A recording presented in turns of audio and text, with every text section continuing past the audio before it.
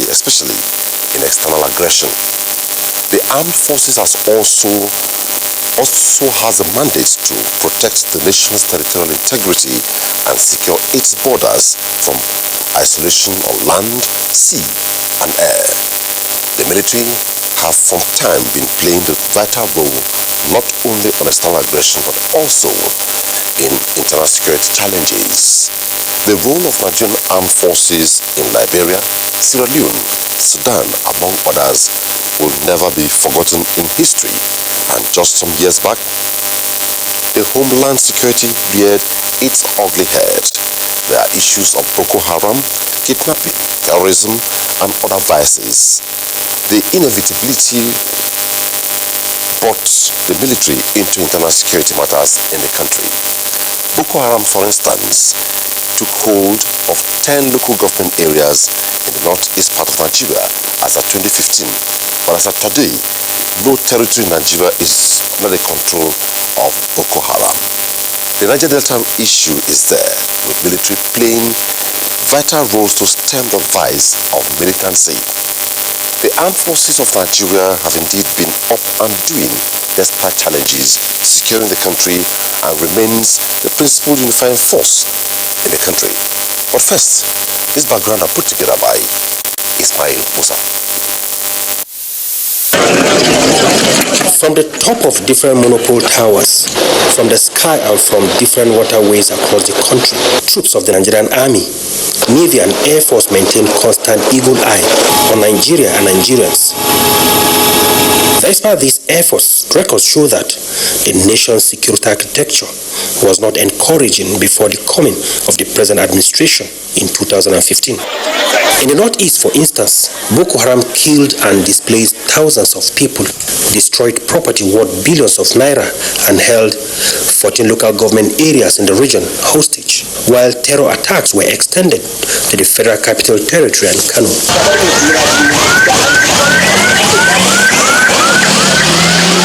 One will not appreciate today when he could not recall what happened yesterday. We sleep with our eyes open. Militancy and kidnapping disrupted oil exploration and business activities in the Niger Delta region, while farmer headers crisis overwhelmed the people of the North Central. The renewed vigor of the armed forces, induced by strong political will of the present administration, paved way for improved funding and procurement of equipment for the military, enhanced training and coordination of security operations, while the multinational Joint Task Force in Chad revived to support ongoing counter-insurgency operations.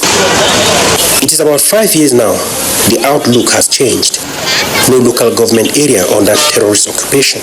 Reconstruction and resettlement at advanced stage in the northeast. Used to follow Gombe, Numan, Uba, Chibok before we reach Domba. Sometimes we used to spend 3 days. Sometimes it takes us 2 days.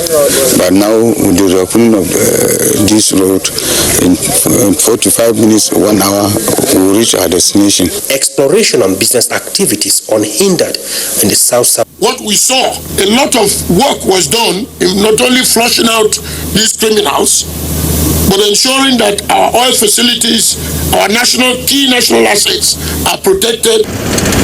Despite upscale tempo of operations, there were low moments where troops paid the supreme sacrifice in the cause of protecting Nigerians. The urgent task before the security agencies, as highlighted by people interviewed, is to eradicate terrorists hibernating mostly in parts of Borno State and the fringes of the Lake Chad. Current wave of banditry and kidnapping in parts of Katsina, Kaduna, Zamfara, Sokoto, and some major routes across the country. Similarly, it is critical for the public to desist from hoarding information and harboring criminals in the quest to succeed in the fight against criminality. Ismail Musa, NTA News.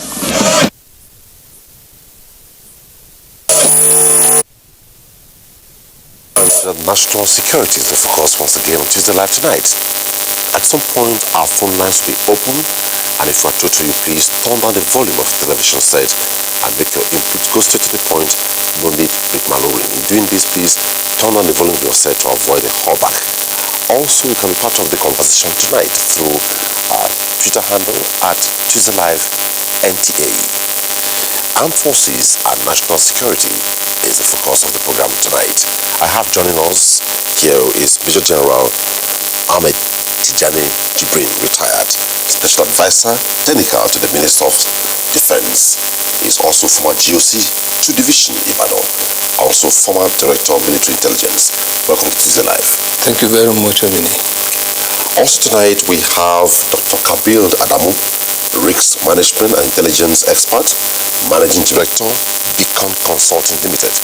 Welcome to the program. Thank you, Amini. Good evening. Okay, joining us from, also here in Abuja we have Dr. Ali Ibrahim Abbas. Dr. Ali Ibrahim Abbas is a peace, security and development expert. Also former head of department, political and science and administration, Yobe State University. Good to see you on the program. Thank you so much for having me. Yours is Brigadier General John Temlong, first commander of the Multinational Joint Task Force and the former president of the Alumni Association of National Defense College. He is also a security consultant. Good to have you on the program tonight. Thank you for having me. Good evening. So let's begin. Well, a lot will be asking, what are we going to look at tonight, given the challenges all over the place, but still surmounting. Armed forces and national security. Can we just look at it holistically? The primary strategic role of the armed forces in Nigeria. Well, the Armed Forces of Nigeria is established by the Constitution of the Federal Republic, and the primary role is for the armed forces to take care of the territorial integrity of the country. All threats coming from external, the armed forces is to take care of it, and also it is the responsibility of the armed forces to come to the aid of the civilians when the needs arises and when authorized by the Commander-in-Chief of the armed forces. Occasionally this happens. What is happening right now, because we have little or no external aggression, we find our armed forces engaged in dealing with internal security situation as approved by the Commander-in-Chief of the Armed Forces. That is why you see the preponderance of the military at the northeast dealing with insurgency, the military northwest dealing with banditry, kidnapping and so on at the north central, dealing with also all sorts of banditry and kidnapping and other criminal activities at the south dealing with criminal elements trying to defraud Nigeria of the oil wealth and the criminal elements that are perpetrating all kinds of heinous crime to ensure that there is no peace in that area. So these responsibilities are responsibilities that are enshrined in the Constitution. They are not responsibilities that the military asks and say, give me. The military is not actually trained for all those kind of threats. The military is trained to fight an external enemy. In other words, the military is not to fight people it protects. It's supposed to protect the country against external aggression. And the Nigerian military has also been called to duty in support of sister countries like Liberia and Sierra Leone, Congo, and so many other countries in the world. In Sudan, Nigerians soldiers gave good account of themselves. So the role of the military is more or less becoming ubiquitous now, because nowadays you hear the military even getting involved in dealing with cultists, dealing with petty criminals because of the problem the Nigeria police is having and other security agencies. So we can look at the military now as the lead agency in practically every aspect of national defense and every aspect of national security. Okay, thank you so much. Dr. Kabiru Adamu, listening to Major General Ahmed Tijani speak, he has given us the primary role of the armed forces in Nigeria. But a lot of persons today, any slightest provocation, they forget that we have primary institutions that are supposed to handle this, called the military. Let's hear your perspective. Yes, it is a function of our history. And in that history, we would also bring up the role of the military. In our over the course of our history, we've had longer years actually of military rule than civilian rule, and definitely that has impacted on how the public sees the military. I mean, there was a time when the average Nigerian does not see any politician but the military as the leader, and to that extent, I think that has also impacted, of course, on the role of the military in the country. That's one. On the other hand, the effectiveness with which the military has carried out some of the responsibilities that has been given to it has also made it the #1 agency, like General Tijani has mentioned. I'm aware that there are certain state governors, as an example, that you don't dare withdraw the military once they are deployed to their states, because as far as they are concerned, if you withdraw the military, then perhaps it would sequel a breakdown of law and order in that particular state. Now, is that a reality or a perception? So that is where I think our history comes into play, because as it's been agreed, and as General Tijani has mentioned, the core responsibility of the military is protection from external aggression. Yes, they have a function in internal insurrection, and then in certain instances where the commander-in-chief and the president directs them to become involved.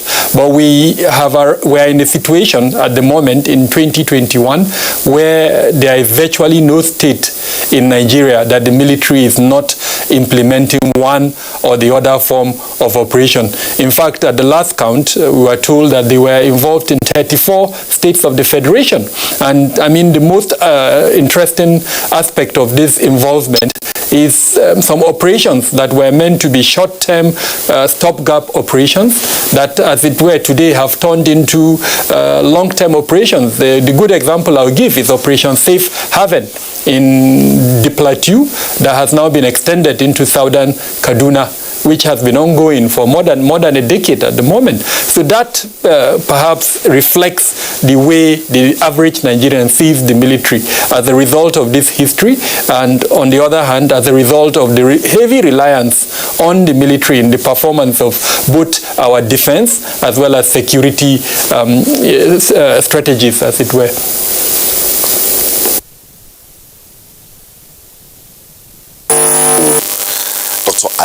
Dr. Ali Ibrahim, you are a peace, security and development expert. Now, from the perspective we have heard from Major General Jibrin and Dr. Adamu, let me give you this quote from a scholar. It says, military involvement in the internal security operations is inevitable as the need for higher level of aggression continues to reveal itself. Although this has been the case ever since Nigeria was formed, and it also continued throughout the colonial period, the recent occurrence of terrorism witnessed in the country has further justified the need for military participation in internal security operations. How do you juxtapose this? Well, actually, if you look at the current security challenge that we have in Nigeria, it's something that is quite overwhelming, especially if you look at the magnitude and the quantity of the attacks and the bombs and everything that keeps happening every day, especially in the Northeast region. I will say that the normal police architecture, which has been traditionally known to be responsible for such kind of securing lives and properties within civil populace, is no longer tenable. And so I think the Nigeria and its government have to look into the reality, and the reality is that the current insurrection and the insurgency that has been taking place over a decade now is something that is quite telling, that the police in itself cannot be able to contain. And I think this is the main reason why, like it's been mentioned earlier by General Andok, that the President and Commander-in-Chief of the Armed Forces had to deploy the military, especially to be in such areas where you have a high level of insecurity that is currently happening. By and large, if you look at what is happening in the Northeast region, although it could be termed as internal challenge of insurgency, but you still have external forces as one of the reasons why we are having this Boko Haram insurgency lingering. I will give you an example. If you look at Borno, Yobe, you have thousands of square kilometers that is bordering Niger, Cameroon, and Chad. These are all international borders in Nigeria with these international countries. And sometimes the Boko Haram usually moves around this territory that is very, very difficult to be manned, especially of its porous nature. It's really very difficult to be able to man these areas. So because of this influx of what actually happened, in Libya, in other countries, the influx of the military, the influx of weapons and ammunition and what have you has given so much pressure that the police in itself cannot be able to contend that. And I think this is the main reason why the army had to look at the current reality. It has to move in. It has to work very, very hard to be able to address some of these challenges that we have as a result of Boko Haram insurgency. For those of us that have lived in this part of Nigeria, we have seen how the military in itself has been overstretched with the rampant, cases of attacks and the rest. And I think for quite some time now we can say there is surely an improvement in terms of securing lives and property, especially in the Northeastern region, if you compare it to what has been happening previously.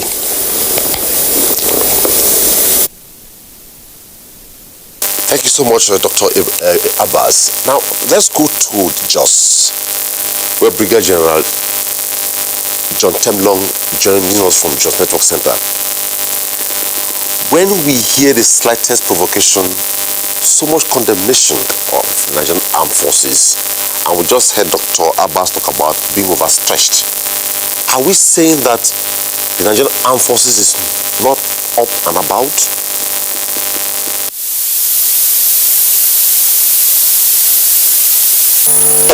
Thank you very much. I think the perception actually sometimes by the citizens is that the military, because they are overstayed outside and they have got too close to them, is that they have not been carrying out or they have been preventing the bad people from doing what they want to do. So the easiest way is to start by accusing the military of being overbearing or of fundamental rights and the rest. But unfortunately, the people who are law-abiding and those who actually want to live in peace know the major role that the military has been playing to keep them in peace and to sleep. Dr. Kabiru mentioned Operation Safe Haven here in Jos. I tell you, I live in Jos, and the moment they started drawing down the troops from within the town, there was a lot of hue and cry that there was going to be crisis. And so they had to maintain some visible presence within the town. And and those of us who are here know what the sort of bloodbath that has been going on here. I think it's part of the situation that the police as an institution has been overstretched. 2, they have not had the sort of training that the military is used to subject their own personnel to. And so the institution itself has not been built properly. And so the military, as an instrument of state policy, is usually the only available instrument that the government has at its disposal to use as an instrument of choice to bring back peace to the citizens. And the training of military officers these days and their role as enshrined even in the defense policy and in international, according to the UN, is to protect civilians first when you deploy them. It's to protect the citizens. It's not just to protect the state, no. And that's why the concept of national security has shifted from the state-centric to a people-centric paradigm. And so the military itself is taught and they are trained to protect the citizens first, not to fight the citizens. And like General Jibril said, it's not something that the military will want because you are trained to fight the enemy of the state, for you to turn the weapon against your citizens. But the changing nature of warfare itself, now since the end of the Second Cold War, has made it that there has been less interstate conflicts, like country-to-country fighting. You have more of non-state actors now fighting, and technology has even made it more with cyber warfare and the rest, terrorism, enemies without borders, they move freely. And the Arab Spring foiled our own crisis here. And so you found out that even after the Arab Spring, you found out that it was ISIS that tried to occupy the space in Syria and Iraq. And they started to continue moving back. So you hardly have state crisis or conflict between states now. But non-state actors who are as powerful and challenge standing armies. They were able to challenge the standing armies in Iran, Iraq, Syria, Afghanistan, here in Nigeria, and were it not for the intervention of the US and others, I'm sure Iraq would have been gone by now, Syria would have been gone. And so for the Nigerian army or Nigerian armed forces to have even held their own and withstand the onslaught of the Boko Haram, ISIS, or ISWAP, they have done so much, so well, because it's not easy. What we are fighting is what we call the slow, messy war. It's a warfare that people will think will end very easily. No, it is a population-centric operation. It is an asymmetric warfare. And so it is a very difficult and a messy situation. It's one of what we call complex military operations. And so citizens must exercise some patience. They want a quick fix. There is no quick fix to this sort of situation, because what the terrorists are doing is they are using force and coercion to control and influence the population. The government is doing same to try and control and influence the population. And it is this population that the terrorists and insurgents live with. It is the same population, people that the bandits, the kidnappers, they live with.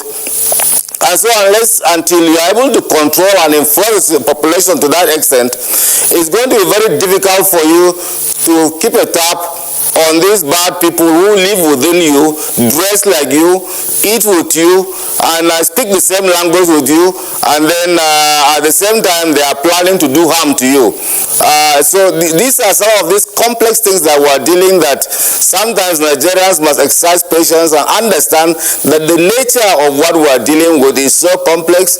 It's not just the elements of hard power that can be used to achieve that, but the soft power component is very essential to be able to achieve this. So I believe that the military, they have been doing their best, given the situation under which they find themselves, being outstretched. In some cases, the population are not cooperating. In some cases, they are being betrayed by the population because they give intelligent information about them to the terrorists, and that's why you have a lot of ambushes here and there when they go out for operations. and they kill a lot of them and the rest. So you see, these are very complex things that we're dealing with, and unless until the population itself, which is now which should be harnessed to be part and parcel of this operation, because what we have is that a country, as a country, there is a complete breakdown of the social order. People do not even obey the laws again, and the police are overstretched, and in the absence of law, anarchy sets in. Where there is a strong person, he forms up his own army or his own terrorist group, and you see him operating within an area, having an area, freely doing whatever they want, without the population fighting, standing its own. The population must defeat them first. Then the security forces will be able to help them and defeat them. But where the population has given up, or where the population is part and parcel, or with aiding and abetting the bad people, is going to be difficult. You can bring the best armed forces in the world. Americans are having problems in Afghanistan. Iraq is the same problem they had, because unless the population cooperate with you, unless the population is part and parcel of your efforts, unless the population itself decides that they will defeat the threat, it's going to be very difficult. So I urge Nigerians, and I think Nigerians will definitely have to give some support to the armed forces. It's not quick. It's so demoralizing sometimes. Every time they are the ones to be kicked here and there. And you can imagine, like somebody said, the Operation Safe Haven is almost permanency. There are some of these child who have been in the mission area for years.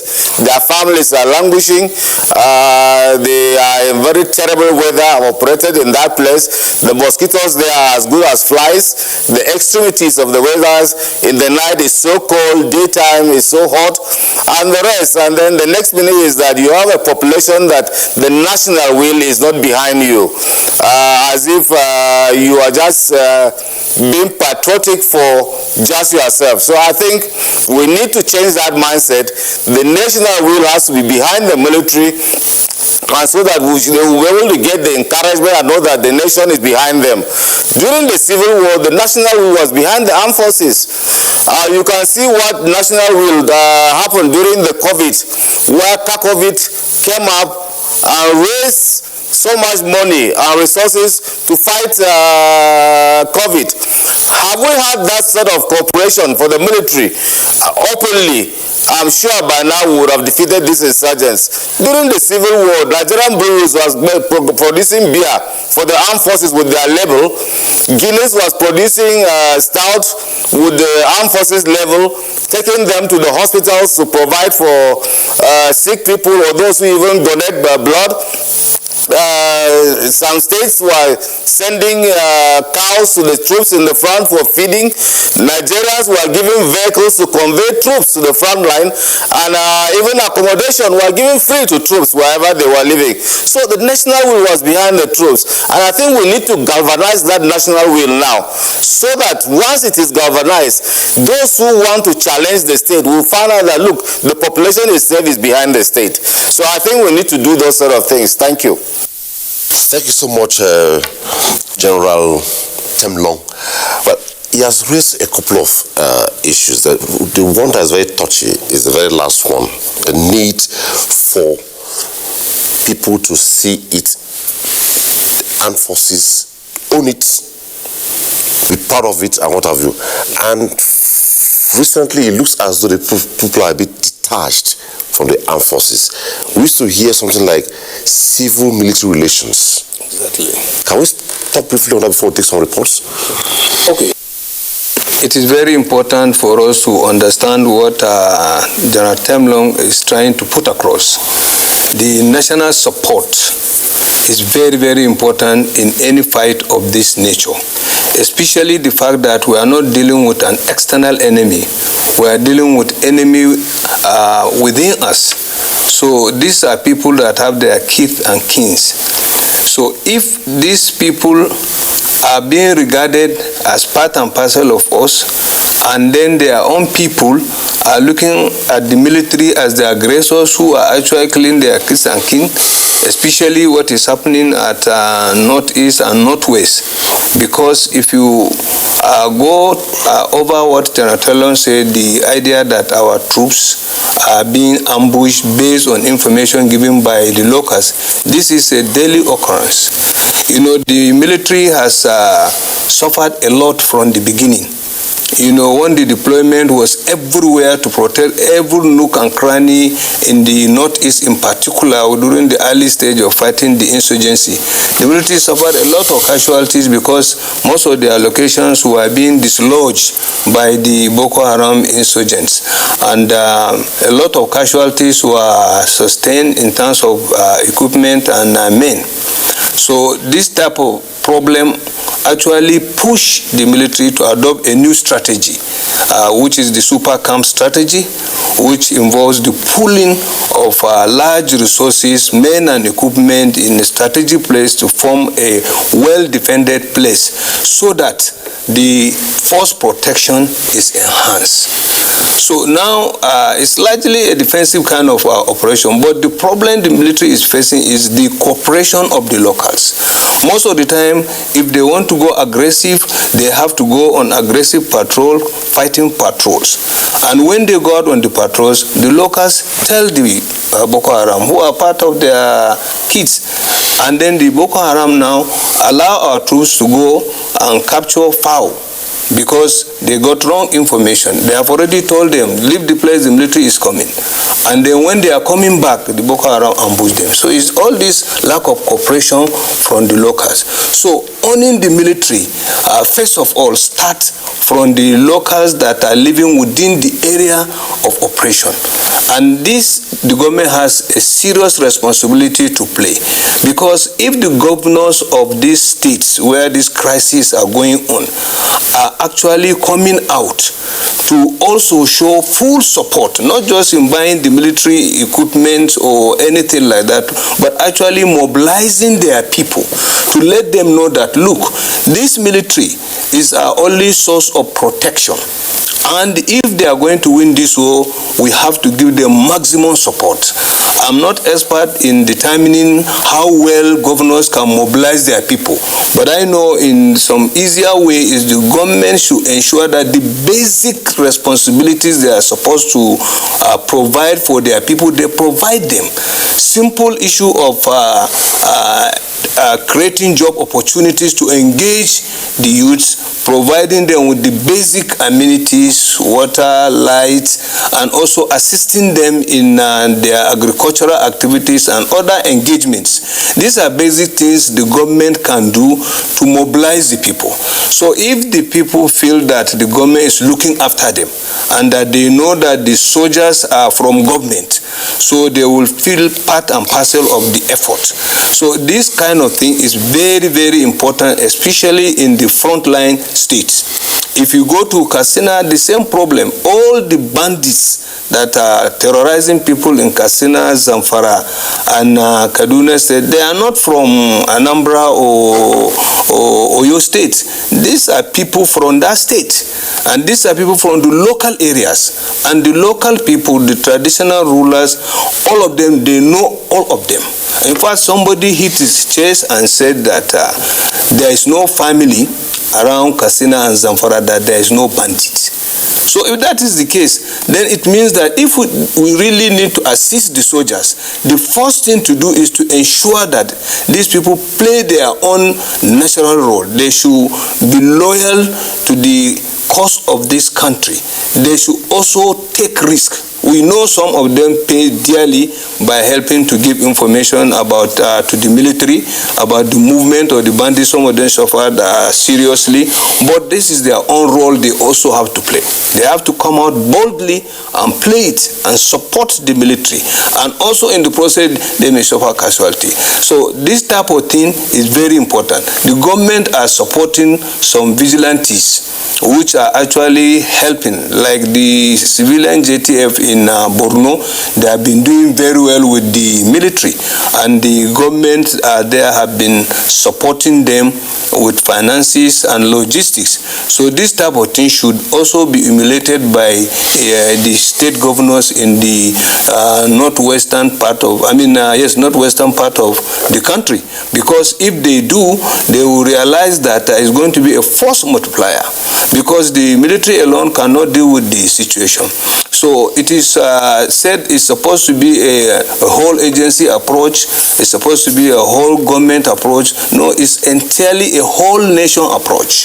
So that is why we need to mobilize support for the military.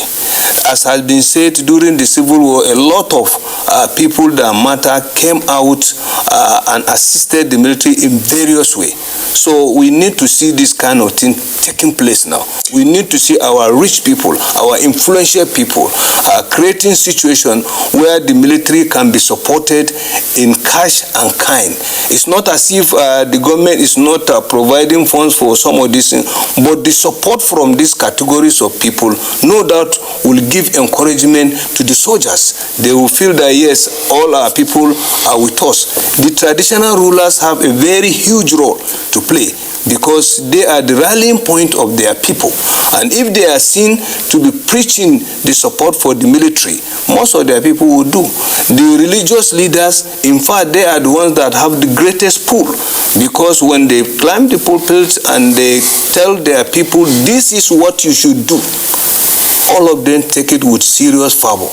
So there is need for all these people to come out and then give their own support, so that we not only rush and criticize the military, but give their support. Another very, very important block which has to do something as quickly as possible is the press, the media. It is very, very unfortunate that whenever the Nigerian military suffer casualties, within the next few seconds, all over in the media is there. Nigerian military suffered this, Nigerian military suffered that. And then if, look at what happened recently in Maiduguri when those farmers were killed. Look at the publicity this thing was given, making say the military doesn't know what it's doing, the military has woefully failed, and people fail to realize that this type of situation are isolated situations. They need to be able to find out where is the nearest location of the military. And if they don't know, they don't need to start passing comments. These are places where there are no motorable roads. In fact, before the military could reach those places, they had to use these agricultural tractors. At some point, they have to trek to go to the place to really find out what is happening. So there is no way the military can succeed alone. The entire population has to be behind the military, and the media should please lead this effort, because if the reportage is favorable, but this type of celebrative reportage that our media do, when the military suffer heavy casualty, you see all kind of casual reporting, celebrative reporting, making it look as if they are actually happy that it happened, that the military is not up to the task. So this type of thing will never help the military, and so there is need for all to put hands on deck to ensure that we support our military so that they can succeed in protecting lives and property in this country. Thank you. Thanks for the perspective. Let's go to Dr. Adamu. Dr. Adamu, still from the perspective of kinetic and non-kinetic action by the Nigerian Armed Forces, listening to Major General Tijani Jibrin speak, it looks as though most often we don't tend to wear the toga of what the armed forces are going through as a people from the perspective of patriotism. How do you amplify this? The Nigerian military is probably, if not the most patriotic institution in the country, one of the, if you're counting 10, it will probably come among the first 3. And there are several reasons for this statement. It fought to maintain the unity of this country. That's the most visible example of that. Then severally, it has had to intervene to keep and maintain the unity of this country over our history. If you are talking of one of the most educated institutions in the country, it is the military. If you are talking of one of the most disciplined institutions within the country, it is the military. So to that extent, I think the question of patriotism of the Nigerian military does not even arise. But, and allow me to play the devil's advocate here, are there bad eggs within the military? The answer is yes. Has the military made some mistakes over the course of our history? Yes. Are those mistakes being addressed? Yes. And I think this is perhaps some of the things I would like to mention. When General Tenlong and General Jibrin mentioned that the military has been unable to win the hearts and minds of the people in the Northeast and the Northwest, I'm worried. Because as the bloody civilian that I am, there is no way you win an insurgency or an insurrection if you are not able to win the hearts and minds of the people. And as a researcher, the answer is clear to us that are standing on the other side of the road. What is the reason? Clearly, the people do not understand to a larger extent the defense strategy, the national security strategy that we're trying to implement. And there are a lot of reasons for this. We have some very beautiful policies, but unfortunately we haven't been able to translate those policies down to the average person on the street. As an example, we've spoken about the kinetic and non-kinetic components of our counter-insurgency operation. Very few people, in fact, surprisingly, including governors, are aware that we do have a countering violent extremism framework, which encapsulates the non-kinetic framework of our counter-insurgency operation. And that countering violent extremism framework talks about all the things that General Jibrin has been mentioning: the role of the press, the role of clerics, the role of even the market woman. But because that framework has not been translated down to the average citizen, not many people even understand it. So I think that is where I would advise going forward, we look closely at how do we translate those beautiful documents, those policies, into implementation frameworks that would allow the average Nigerian to understand the role of the military. That's number one. Number two, there are about 27 ministries, departments, and agencies that are involved in security in Nigeria. Why are we overemphasizing the role of the military? Now, the theme of our discussion is the military and national security. Now, if we are de-emphasizing the role of the other 23 agencies, as it were, 24 agencies, then we'll probably never achieve the successes that we want to achieve. Let's use the Northeast as an example. You want to exercise the principle of take, hold, and rebuild. So what parts of those principles will the military be playing? Currently, and the two generals can correct me if I'm wrong, I think the military is actually playing all the three roles. And that's not feasible in a situation where the military is stretched. So that overbearing, aspect of the military, which unfortunately is a function of our history, needs to be reduced. They need to also give some of this responsibility to the other agencies so that they can support the role that they are playing. And more importantly, allow these other agencies to drive some of the narratives. So, as an example, when we say some people are, sabotaging the efforts of the military, the question is, okay, where is the role of the other agencies that are supposed to harvest intelligence, gather intelligence, and then provide this intelligence to the military to prevent that type of sabotage? So it speaks questions around coordination, around, synergy between the security agencies. And that brings me to the point. The several security councils, the National Defense Council Council, the National Security Council, and the several other councils. They are not sitting as they used to be in the past. And if they were, some of these issues that have been mentioned perhaps will have been addressed. And so that for me would be what I would advise we look forward. In terms of aspects, practical aspects of trying to address these issues, I think the President Buhari administration has done quite well. Earlier on, you asked the question around civil-military relations, and I'm aware that SIM-court levels are quite active. If you go to Borno as an example, there is a very active SIM-court unit, as it were. Then in almost all the states of the Federation, there are very active SIM-court units. The kind of humanitarian support that I see the military playing has also increased in the last few years since President Buhari came to power. But then these are all rules being done by the military. What of the other 23 agencies? That, for me, would be the way to go. If we do that, then we will probably be able to win the hearts and minds of the people, and that would reduce the kind of dislink that we currently have between the citizenry and the military.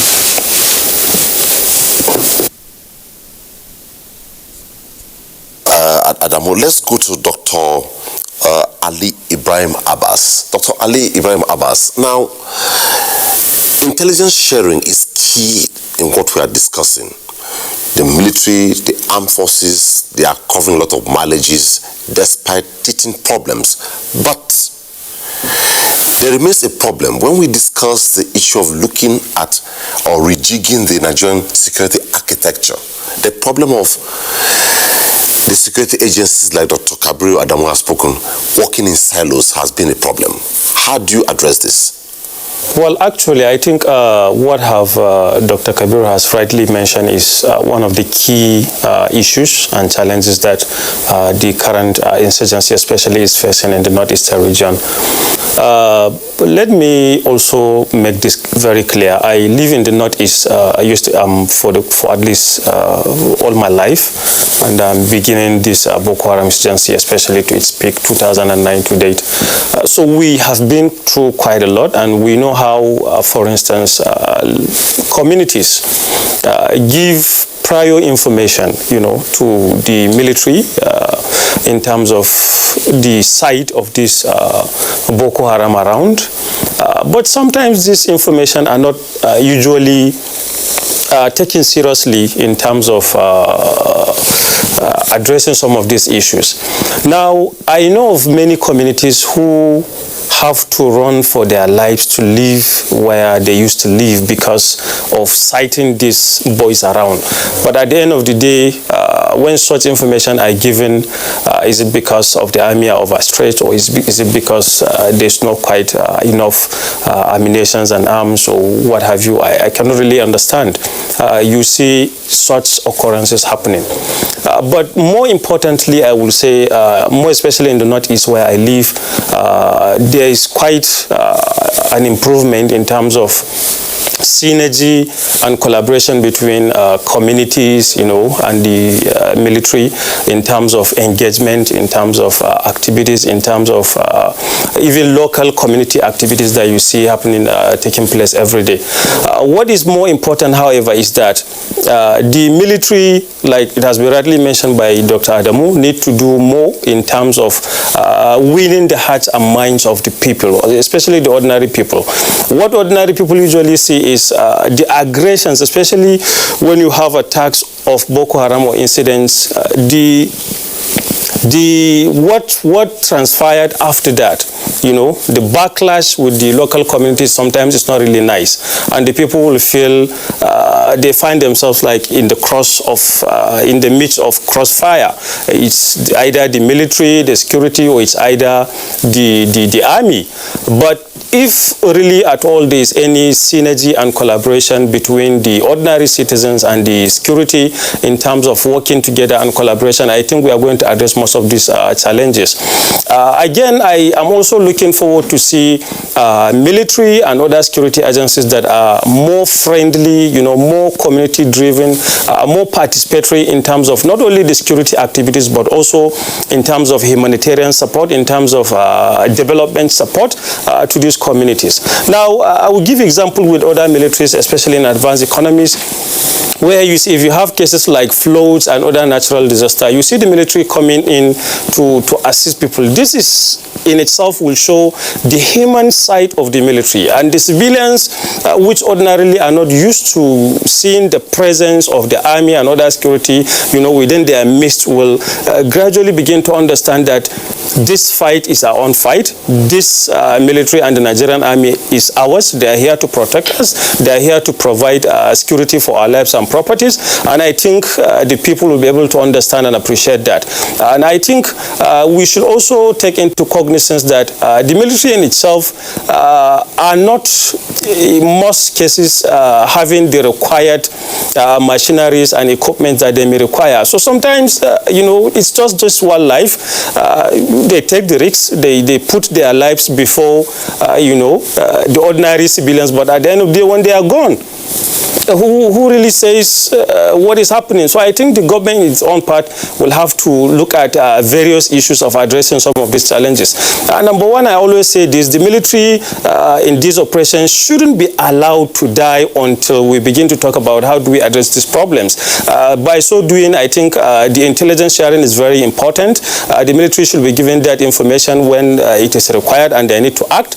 I also see that we have to have this synergy between the security architecture, especially if you look at the army and the air force are not really working in sync, because you will have the army on ground, but the airmen are not there, or you have the airmen there, but the military are not on ground. So who clears the remnants of the Boko Haram? So there has to be that synergy, that cooperation, that collaborative effort, so that we'll be able to address some of these challenges. And again, the whole issue of this Boko Haram insurgency is not like the normal warfare. It's quite something that is different. It's something that is new to Nigeria, although we are still fighting the battle at least for a decade now. But I think the military that we have at the moment needs to have a lot of training and orientation, so that they will be able to understand that this is not the normal warfare that we used to know of fighting an external enemy. It is a fight within ourselves, within the system, within our own country. So the government will have to really address this issue of giving the required training, the information, the equipment to the military, so that they will be able to address some of these challenges. And I think moving forward, the communities will have to be carried along in terms of confidence building, because most of the times we have cases where the ordinary civilian populace do not really have the confidence in the military. Sometimes we give information, and at the end of the day, you will see the Boko Haram coming back after you to say, okay, this is the information, this is the intelligence we get. So you have a lot of backlash. So I think there's a need for that confidence building among the civilians and among the military, so that we'll be able to fight this fight as one united team and to be able to defeat the enemy, which is the Boko Haram. Thank you. Thank you so much. General Temlong will come to you after we take our first set of reports. And if you're just joining us, our focus tonight is a look at armed forces and national security. A couple of tweets have also come, and you can be part of the conversation through our Twitter handle at StudiosLive NTA. Our first report tonight, in keeping faith with the conversation tonight, is coming from Borno. Rivers State, like most Niger Delta states, have had its fair share of security challenges, ranging from cultism to kidnapping, vandalism of critical infrastructure, as well as illegal oil bunkering. With the various security outfits making frantic efforts to curb crimes, the police and the Nigerian Security and Civil Defense Corps in the state have made appreciable progress in combating these crimes using local intelligence gathering, resulting to the rescue of not less than 10 kidnapped victims and the arrest of 187 suspected oil thieves in 2020.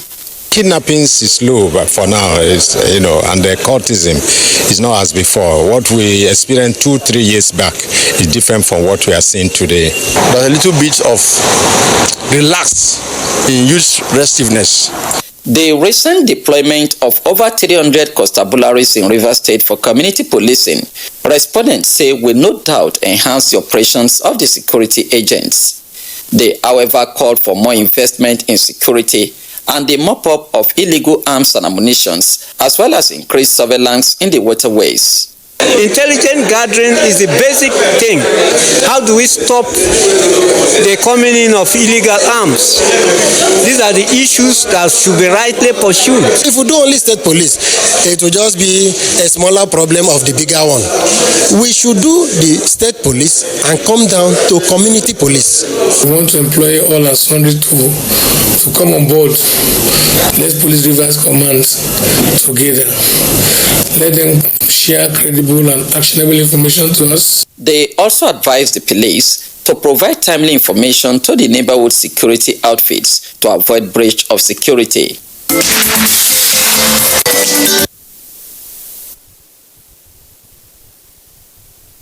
Let's go to Port Harcourt.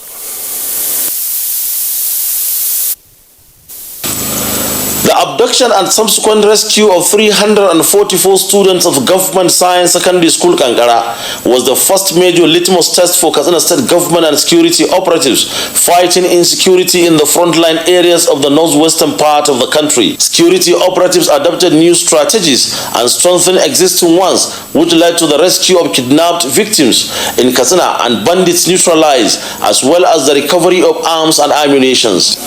We've been telling the people, the world, that the problems we are having are community-based. Now community leaders are in partnership with us, together with the security forces, and that's why we're achieving these successes. The Inspector General of Police intervened, set up a machinery in motion. That since these bandits on their own are calling for peace, it is not out of place for us to quickly accept those of them that are willing to drop their arms and embrace peace.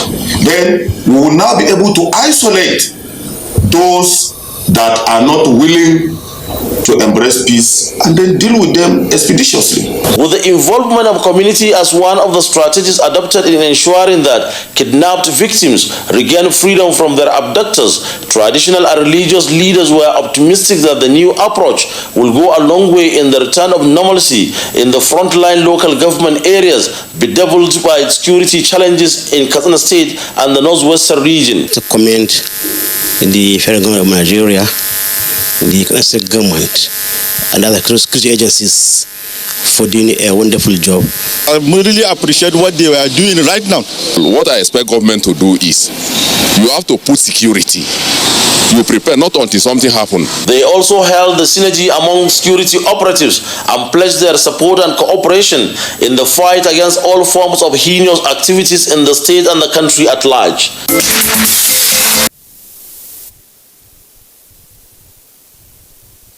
Was actually from Katsina. We now call the report from Port Harcourt. Of any responsive administration is the security of lives and properties of our citizenry. This explains why Ebonyi State government, among other issues, prioritized the security of the people in line with the goals of the Buhari-led administration. Commissioner of Police, Ebonyi State Command, Mr. Phillips Mako, said government support and the cordial relationship that exists between the people and security agencies contribute in making their job easier. The major security threat in Ebonyi is this communal clashes and boundary disputes, and then cultism.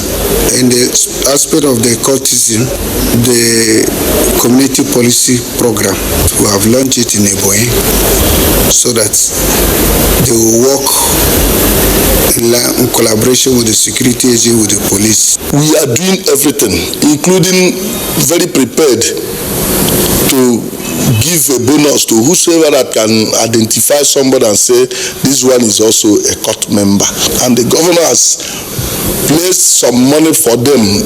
Repent, leave that way, and then come and have some grant, queue in a business. Some of the residents share their views on the security of the state. Security has been very, very tight. Everywhere is just okay. At least we sleep without anybody harassing us in the night. Although Ebonyi State is relatively peaceful, security agencies have sworn to be more committed in protecting the environment.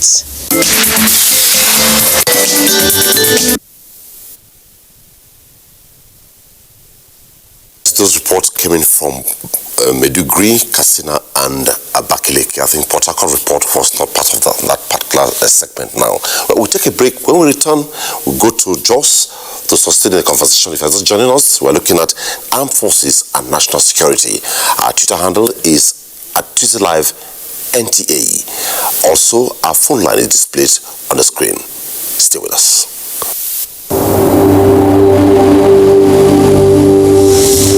For now, the best and most efficient way to avoid getting infected is through regular hygienic and sanitary practices, as well as social distancing. As individuals, we remain the greatest weapon to fight this pandemic.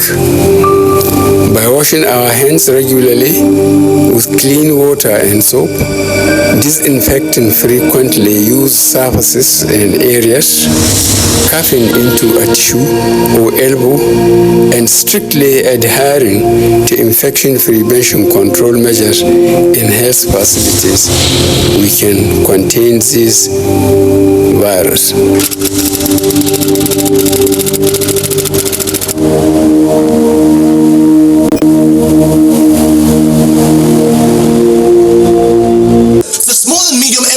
Development Agency of Nigeria is here to help you succeed. Smeeden gives you entrepreneurship training that will make your business grow big. It can create access to finance. Smeeden can help you prepare a good feasibility study and link you up with the finance institutions that will fund your business. It can also create access to market through local and international trade fairs, opportunity fairs, and exhibitions. Smeeden also organizes programs to identify innovative entrepreneurs and promote their business ideas. Contact us at Plot 35 Port Harcourt Crescent, Area 11 Garki, Abuja, or visit our website www.smeeden.gov.ng.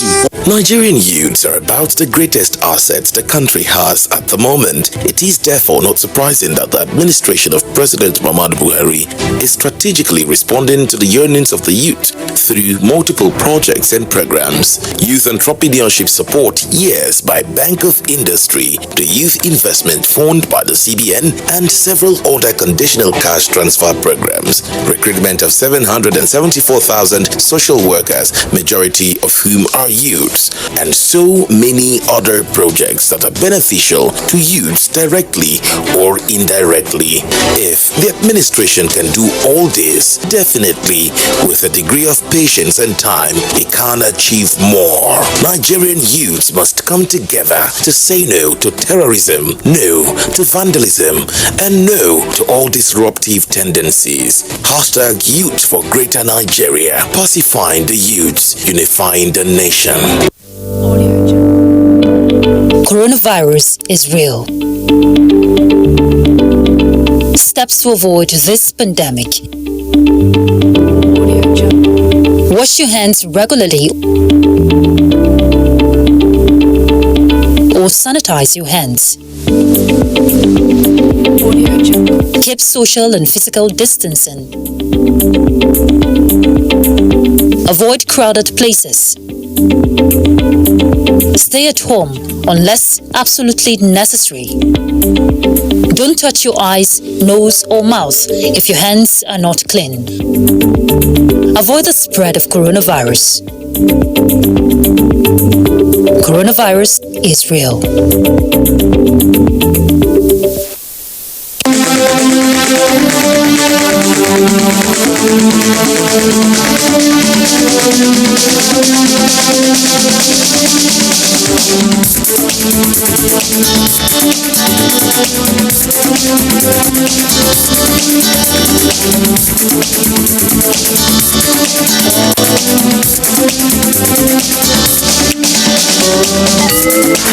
NTA Tuesday Live, a network issue-oriented innovation talk show.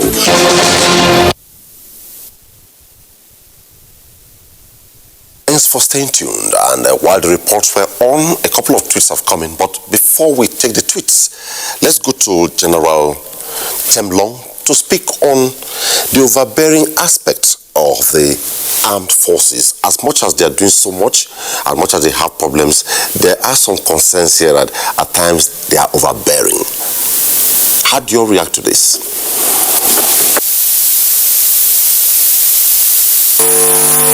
Thank you very much. I think there is something that Nigerians must understand, that once you call in the armed forces, it means that the situation has passed or is beyond the capacity of the police or civil police to deal with. And so at that time, the military comes in with force, even though the principle of minimum force and protection of a civil population is there. But if there are cases of overbearing, the armed forces being overbearing, there are quite a few, if they are. But the important thing is that the civil population itself, or even the political authority itself, should know what to do and how they do it. I'll give you an example. You look at what is happening in the US today. I'm not talking of the crisis, but I mean there's supposed to be a transition. And there's supposed to be some money budgeted for the training of those who are coming in to build their capacity as to what they're supposed to do and expect. Here in Nigeria, people just struggle and use their contacts and get appointed. They are made advisor on this, they are made commissioner, a governor leaves his classroom or leaves his business or leaves his law chambers or any other business he was doing and becomes a governor. And it is assumed that he has the capacity to function as a governor. It is assumed that the people you are bringing on board have that capacity, yet you have not built their capacity.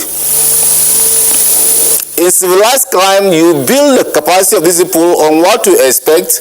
There's an orderly transition. They are being taught how crises are being managed, the roles of the military. Kabir was talking about the military being well trained. Yes, but those you are going to interact with, how much do they know about you? Even though every day everybody is a consultant these days, security expert. But the problem is that even at the National Assembly, the high turnout there is not helping. They are not even prepared because the Minister of Defense held a workshop in March this year. And some of us were invited to come and see how we can provide solution on how to end the crisis.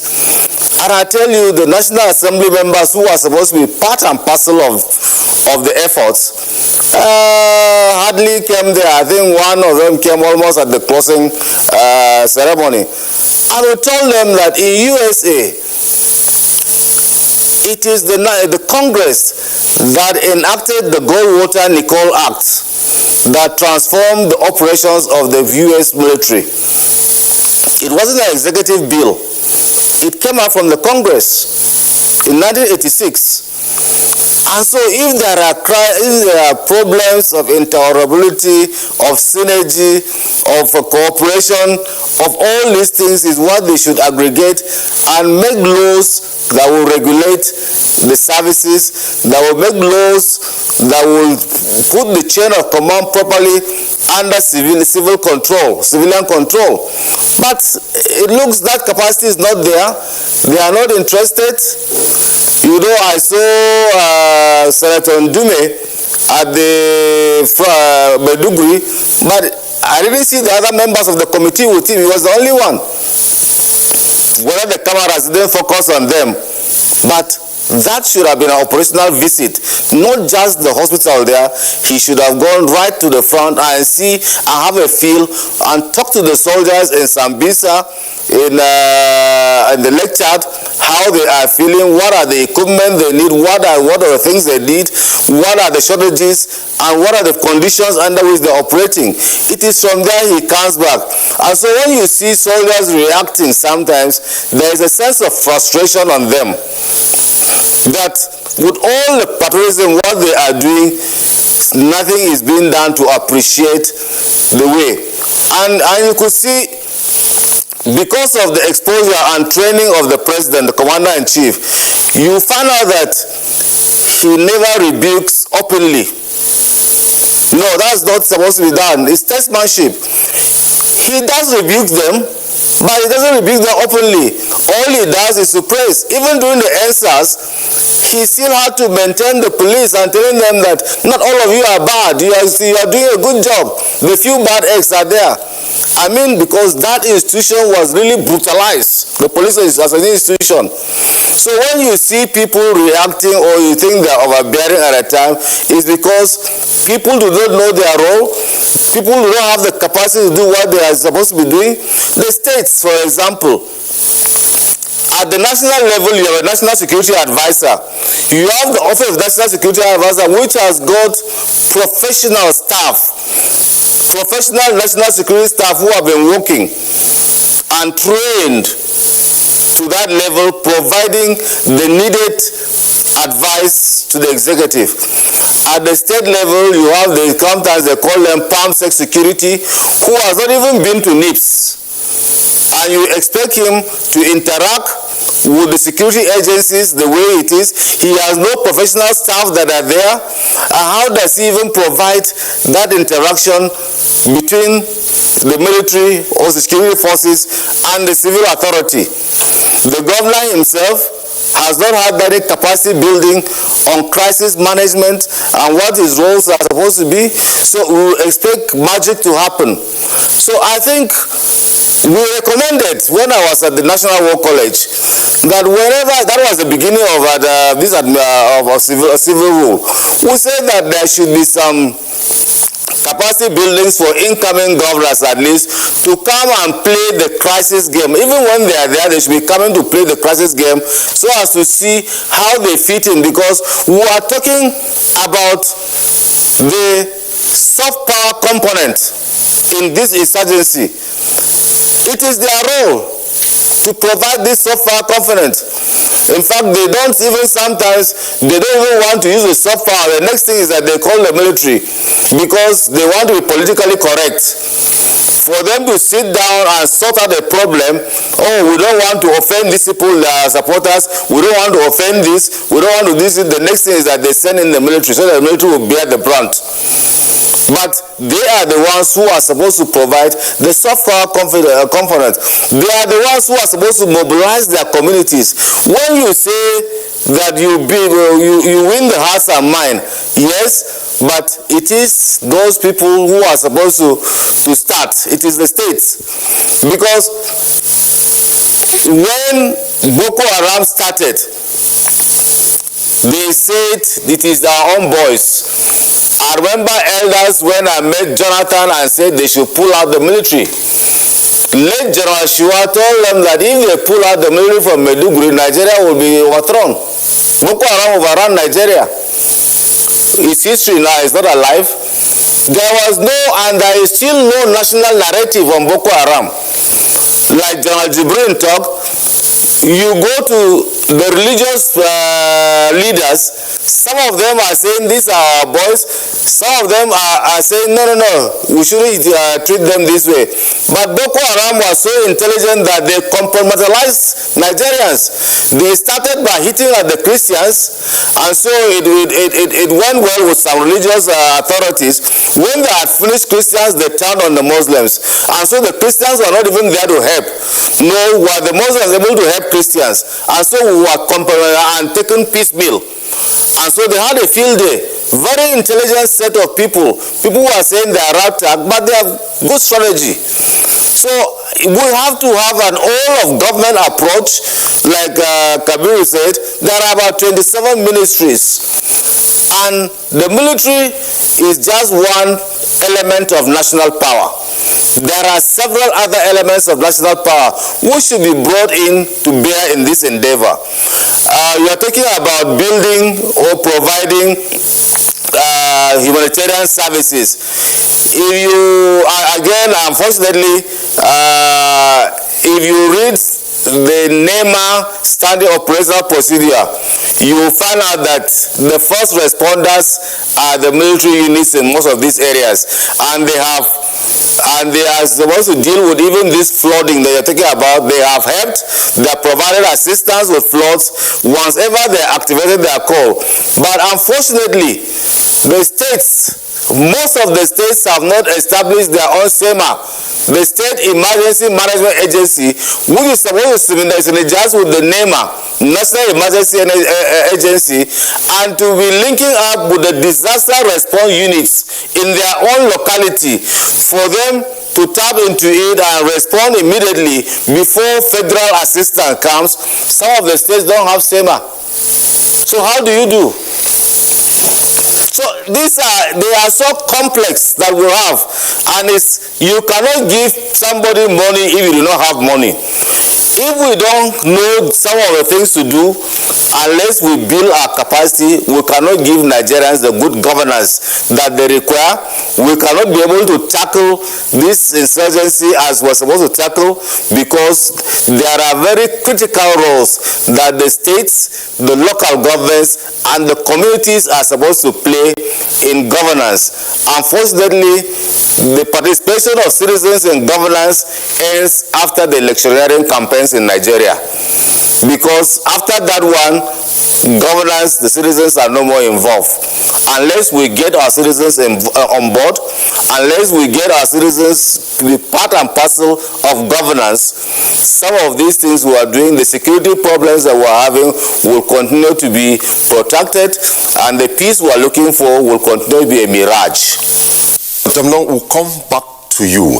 Now, given General Lamlong's line of thought, let me leave the next one on Dr. Adamu and Dr. Abbas before I come to General Jibrin. Now, from what he has said, how do we now create a deliberate mainstreaming and synergy to ward off and stem what he has raised? Starting with Dr. Adamu. I get your question well. How do we create a synergy between the military and the citizenry, right?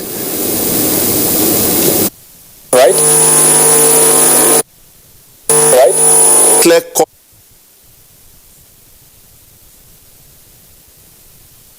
stream and create a deliberate synergy that will stem the issues raised by General Temlong. It's clear. The answer lies in our national defense policy. And I am aware, General Jibrin can corroborate this, that we're currently developing a revised national defense policy for the simple reason that some of the security challenges that we're being confronted with at the moment, as it were, new and require a more advanced and more befitting national defense policy. But in doing that, I think it's absolutely important. I want to give context to the use of the word military overbearance. We've agreed here that the military is involved in internal security issues. And we've also agreed that it is not the responsibility of the military. So I'm hoping that as part of the development of that national defense policy, this role of the military would be reduced. Now, it's going to be a bit difficult because by training, the military cannot say no to the political office holder, especially if it's the president that is directing the military to become involved. But what do advanced countries do? That is the role of the consuls. When some of these issues come up, they are tabled at the consul. So as an example, the National Defense Council, it is discussed, and then the pros and cons of each involvement is considered. And then it is at that council that perhaps the president would hear both sides, and then a decision will be taken. I'm very happy with the point raised by General Tenglong regarding legislative oversight. I mentioned at the early stages of our discussion that our military history has created some of the circumstances that we have, and frankly, that is one legacy of our military history, the inability of the legislature, as it were, to have effective oversight over the military. I agree with him totally. There is a need for capacity development. The turnover within the National Assembly is quite high. the interesting thing is that there is commitment, and the commitment was visible. He gave the example of Senator Indume. He's been quite active. Several other committee chairmen, that of the Army, that of National Security, name them. They've been very active. But then that activeness, does it translate in effective legislative oversight? The laws and some of these policies that we're discussing, are they, commensurate to some of the challenges that we have at the moment? Unfortunately, no. So that's one. Leadership is key in addressing this, some of the points he has raised. Legislative oversight is absolutely important. And then I mentioned earlier on translating the policies into implementation framework and taking them down to the people, starting from the state governors. I agree with General Tenglong when he said it's the state governors that would actually implement some of these issues. But how can they do it when we have not taken some of these policies down to them? I mentioned earlier on the countering violent extremism framework. When it was launched, one of the things we advise is that it should be taken to the state governors. And then once the governors embrace it, they can now start the implementation. Time will not allow me to go into the details of the countering violent extremism framework. But by the time you look at that framework and see the various roles of de-radicalization, counter-radicalization, strategic communication, as well as economic, addressing the economic challenges within the location, you would now understand the role that document would have played in the counter-insurgency and counter-terrorism issues that we have in the country. So I think it's a combination of all of these factors that would help address the challenges as raised by General Tenglong. Let's see the perspective of Dr. Ali Abbas. How do we mainstream and create a deliberate synergy that will check what has been raised by General Tenglong in Jos? Thank you for this very important question. I think first we have to look at it from both sides. Let me start with the civilian side. It is something that is quite new to us, especially those communities and areas that are suffering the challenges of this insecurity. And the Nigerian Army ordinarily are not expected to be residing or living within the residence of the civilian populace, so it's something that is new and strange to most of us. Number one, that reorientation has to be there. The people will really have to understand that the Nigerian Army is the only Nigerian Army that we have. We have no other army than our own Nigerian Army, so we have to support them. We have to provide all the necessary information that is required of them to be able to discharge their responsibilities.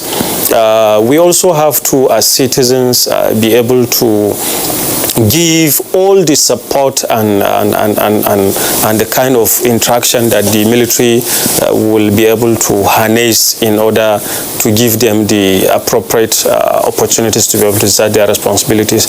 On the side of the military, I think it is not only having the presence of the military that will be able to address some of these challenges.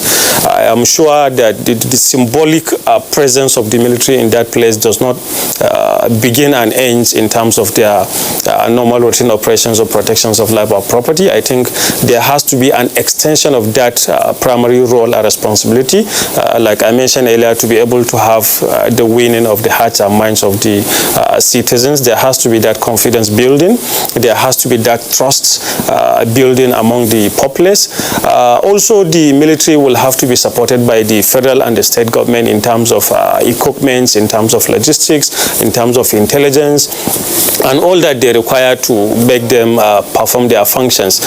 Most of the challenges that we have today in these operation areas is because the military, in some cases, do not have the required arms and ammunition that they should be able to discharge some of their functions. So in some cases, they become frustrated and transfer aggression easily to the ordinary civilians. And I think it's important that the military has introduced the civil paramilitary department in the Ministry of Defense, which has been extended to various military formations across the theater operation areas. And I think it's something that is very important, but we need to do much more in terms of such collaborations and synergy to be able to have such symbiotic understanding that the military are there for the ordinary citizens, and the citizens are there also to support the military to be able to discharge their responsibilities in terms of the protections of lives and property, especially with the current insecurity challenges that we have. If you compare it to the ordinary or the traditional functions that is known to be performed by the military, I think if you can do most of this, some of these challenges will be addressed. It's a war that is a collective effort of all of us, and I think if we put our heads together and work as a team, we'll be able to defeat our enemy, inshallah. Thank you. Dr. Abbas. Now, back to General Jibrin. Let me structure this question maybe differently. Sometime we looked at civil-military relations in counter-terrorism narrative in Nigeria. Is that concept still working, or it just flipped through and we never heard about it again? Yeah, civil-military relation is a very important aspect of the counterinsurgency operation in Nigeria. The other time when I talk about the civil-military relation, I mainly talk about the support the civilians are expected, or the populace are expected to give to the military in terms of intelligence sharing and in terms of propping up the public so that they can give support to the military. The other aspect of the civil-military relation is the winning the hearts and minds. Winning the hearts and minds, the military is involved in this right from the beginning. And that's why General Temlon said that we have units that are called CRUs, that is Crisis Response Unit, designated in all the zones in the country to help in crisis problems, to help in managing crisis. These are units that are trained from time to time and are ready to be deployed whenever there are crises like fire, flood, and things like that. So this is one aspect of winning the hearts of mind and where the military gets involved in civil-military affairs. In other areas, the military is involved in road construction, bridge constructions in the public. If you go to Maiduguri, there are certain areas that roads are constructed by the military because it's difficult. If you tell the civilian contractor to go to that place and construct the road, he will not be able to do, or construct the bridge, he will not be able to do. But the military engineers are doing it. And other areas of the winning the hearts of minds, the military is involved in renovation and reconstruction of schools and dispensaries. In so many of the areas the military is operating, in the northwest, in the northeast, in the north central, the military is providing these several schools were renovated and reconstructed, and then desks and chairs provided. And then it's in some schools where the teachers, because of fear of attack or something like that, could not go and teach, the military provided the teachers. So they have also provided doctors and nurses in so many dispensaries and hospitals in critical areas where most of the doctors and nurses would not like to go and work. It is very, very important to note this. The military also is involved in provision of water.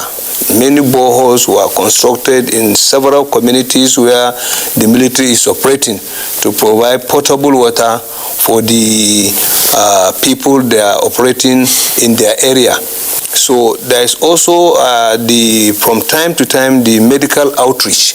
During this medical outreach, free consultancy is given and then medicine is dispensed free to the people in the area. So another area they are helping is in the stakeholders engagements. In this stakeholders engagement, the military is involved in rallying the community, the traditional rulers, the religious leaders, the farmers, and the youths are gathered together, and the message of peace is given, and they are encouraged to try to live with one another peacefully. So these are part of the components of civil military affairs that the military is making effort to put across, so that you not only protect the people, but you try to also provide succor for them in terms of need, you also to provide some basic amenities they do. So to my mind, if state government can support in this effort, if the military and the state government can come together in provision of these basic amenities like construction of boreholes, the state government can provide the funds, then the military bring the military engineers to sink the boreholes and construction of this road. Because one of the major problems our troops are suffering in Northeast in particular are the roads, access to the road. Because if you are going for an operation, you need to mobilize some of the equipment, some of the platforms are not cross-country. They have to go on the roads, and to convey logistic support, logistics equipment into these areas is difficult because the roads are terrible. And I can see the military providing support in construction of roads in small areas, linking villages and so on. But the major roads that are supposed to link with major towns, major supply centers, the state government and federal government need to come in here to ensure that these roads are well constructed, so that movement is made very easy to convey logistic equipment, to convey some of the platforms. It's very, very important. And if you also look at the aspect of the support the state can give, it is something that is within the reach of every state governor, especially in the front lines state.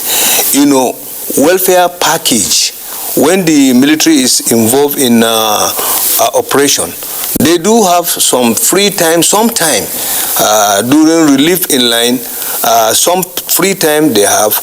The state government can use the opportunity also to reach out to the troops by being with them as suggested. Apart from the state governors, the legislators, especially the various committees that are involved with defense and the other services, visitation helps a lot to boost the morale. If the visit conducted by the chairman of the committee in the army involves, like suggested, going to the front line, the soldiers are seeing their senator coming to greet them and say hello, well done, how is the morale, and things like that. It will definitely help the morale. So civil-military relation in the military is a very, very important aspect of military activity. That's why in all the services there is a branch dedicated to civil-military affairs, and generals are commanding this. And every day they try to conduct activities that will propagate the virtues of civil-military relation, and they conduct seminars and activities that will bring the civilians closer, so that they can see what the military is doing, so that they can know what areas they can support the military in operation. So it's very, very important to mention this. This goes along with other efforts of the military in the kinetic aspect, which is the main area where the military is good at. Okay. Now, before we take the last set of reports, quickly, 2 tweets came in. Well, not really very relatedly, but maybe we'll address them when we'll come back after the reports. The first is from Ibiwase. Hello, my question is, why is it that whenever there is an incident of robbery, fight, or unrest in particular places, when the attention of the security personnel is called, before they show up, the worst had already happened? The next is coming from at Kontagora. The security of Nigeria will not be improved if the way and manner of employing the soldiers is not controlled strictly. The politicians have done so many harm to our institutions. Employment is based on who knows, not on merit. We'll address that when we take the next report. Our next line of reports coming from the first will be from Yobe.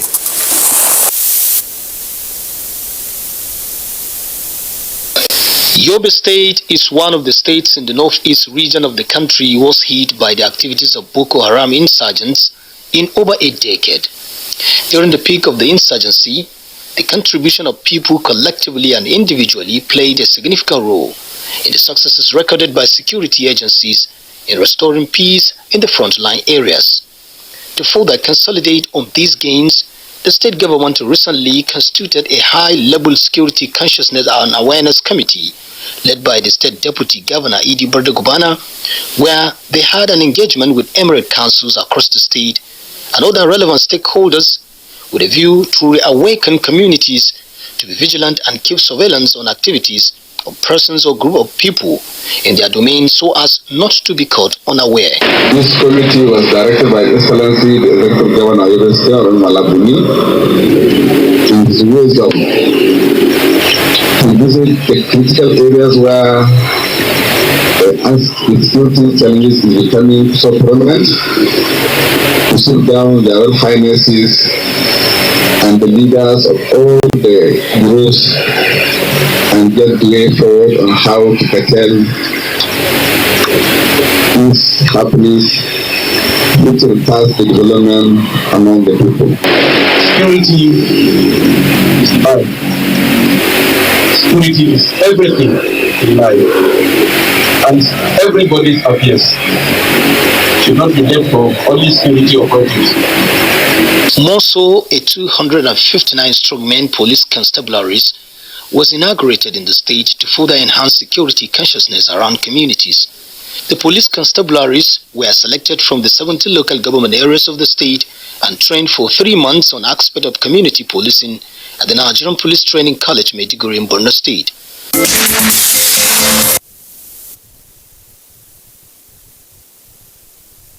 Mina, Niger State. The pervasive armed banditry and its attendant threats to human security in the northern part of the country have become a subject of national discourse and public concern. Report has it that Niger State, due to its large landmarks with thick forest, has had a share of the unfortunate and inhuman treatment of bandits, with many lives lost, property worth millions of naira destroyed, and several communities displaced. This has left the victims homeless, with many still counting their losses and begging for urgent attention of government at all levels as well as ghost-treated individuals. Some of our relatives